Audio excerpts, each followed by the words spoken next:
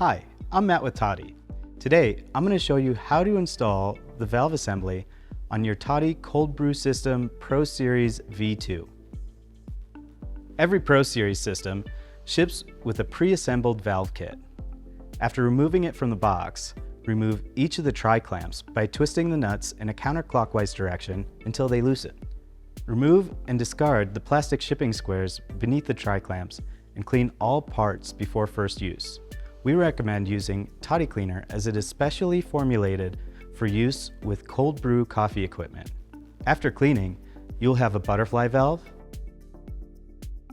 a hose barb, a cleaning blank, 2 gaskets plus 2 replacement gaskets, and 2 tri-clamp assemblies.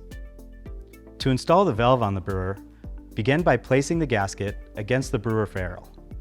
Ensure that the flange of the gasket is seated inside the indentation ring of the ferrule. Next, place the butterfly valve against the other side of the gasket. Then, attach the tri-clamp around the fitting so that the wing nut faces up and is on the right side of the fitting while facing the unit. Hand tighten to secure.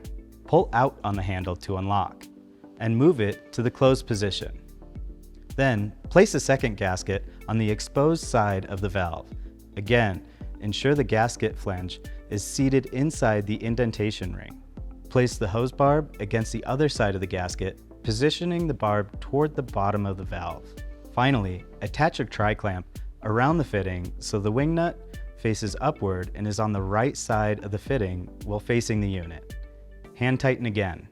And there you have it. Your Toddy Pro Series V2 valve is now fully assembled and ready to brew. To learn more, visit toddycafe.com/brewing.